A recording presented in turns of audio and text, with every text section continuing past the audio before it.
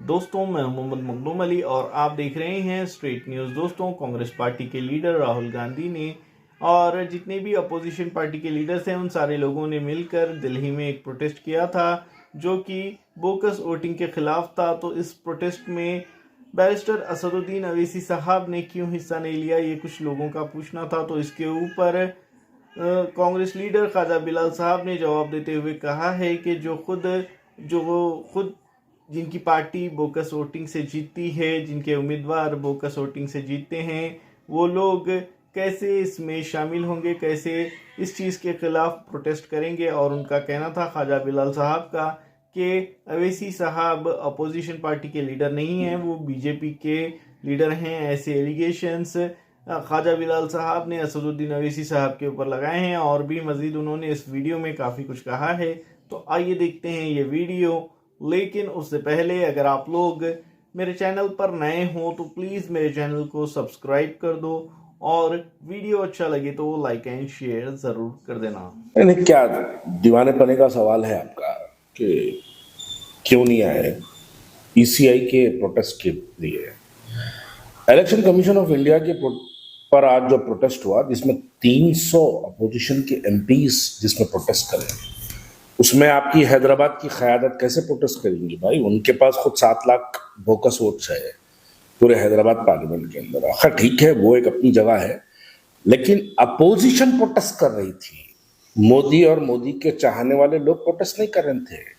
लोग भूल जाते हैं, थोड़े दिन पहले पार्लियामेंट में 261 एमपीज को सस्पेंड किया गया। अपोजिशन के 261 एमपीज को सस्पेंड किया गया। असदुद्दीन ओवैसी साहब को सस्पेंड नहीं करे, उन्होंने अपोजिशन में नहीं है, उनको कंसिडर मत करो। कुछ बेवकूफा पागल सोशल मीडिया पे आके नहीं मोदी से लड़ रहे, इन्हों अच्छा लड़ते, इन्हों लड़ते, कुश्तियां इनको चाहते, टंगा भेरी इनको चाहती, ये दीवाने बातें जो करते रहते। लेकिन हकीकी तौर पे जब 261 एमपीज को सस्पेंड करते, असदुद्दीन ओवैसी साहब का सस्पेंशन की लिस्ट में नाम नहीं रहता।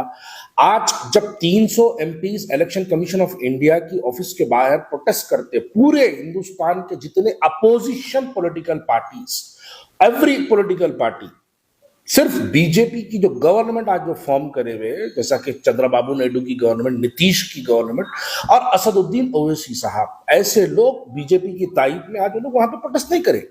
आप लोग क्या लेकिन दूसरी जानिब आप लोग क्या समझते हैं, बीजेपी को जब उनके लाइक माइंडेड एमपीज की जरूरत पड़ती है, स्टडी टूर, बाहर इंटरनेशनल टूर पे भेजाने के लिए जब जरूरत पड़ती है, तो अपने लाइक माइंडेड लोगों को सेलेक्ट किया जाता है। जैसा गुलाम नबी आजाद साहब है, बीजेपी के लाइक माइंडेड है। शशि थरूर साहब है, कोई झिझक नहीं है मुझे बोलने में, शशि थरूर है, उनको भिजाने के बीजेपी लाइक माइंडेड है। असदुद्दीन ओवैसी है, बीजेपी लाइक माइंडेड है। ये लोगों को भिजाने के लिए बीजेपी इनको सेलेक्ट करती है। तो हाँ, बीजेपी जितना बोली उतना करना। बीजेपी बोली खतर को जाओ तो जाना, बीजेपी बोली आप अल्जीरिया को जाओ तो जाना, बीजेपी बोली इलेक्शन कमीशन ऑफ इंडिया की ऑफिस के बाहर नहीं जाना तो नहीं जाना। इसलिए क्योंकि जब बीजेपी बोलती नहीं जाना तो नहीं जाना। मैं इससे पहले भी कहा था, ये पुराना नारा है भारतीय जनता पार्टी को, जब जब बुरा वक्त आता है तो भारतीय जनता पार्टी अल मदद या ओवैसी बोलती है और बीजेपी की मदद करने के लब्बे क्या मोदी बोल के मैदान में कूद जाते हैं।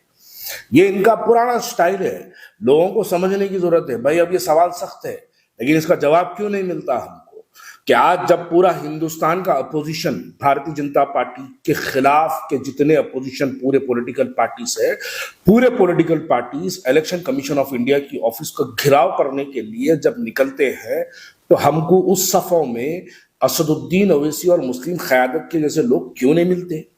इसलिए नहीं मिलते क्योंकि ये लोग जानते हैं कि इनकी सियासी बुनियाद और हैदराबाद में जीतने की जो बार बार कामयाबी बनती है, ये खुद एक झूठ की बुनियाद पर और हैदराबाद के अंदर बोकस वोटों की बुनियाद पर। असदुद्दीन ओवैसी खुद अपने जलसों में बोलती है, हमारी माए बहनें अपने वोटों को डाल के उंगलियां छिलवा देती बोलते। ये उंगलियां कैसे छिलते मालूम है आपको? पहले लाइन मारते, फिर ले आके व्हाइटनर से साफ करते, फिर थिनर से साफ करते, फिर जाते, फिर वोट डालते, तब जाके छीलते। तो बरकत के वोट डालो, मेरी माँ बहनों बरकत के वोटा डालो। कौन बोलते बरकत के वोट का मतलब क्या है? Bogus votes, duplicate votes. तो जो कायद अपनी आवाम को बोकस वोटिंग की तरबियत देता, तो वो कायद बोकस वोटों के खिलाफ एहतजाज कैसा कर सकता?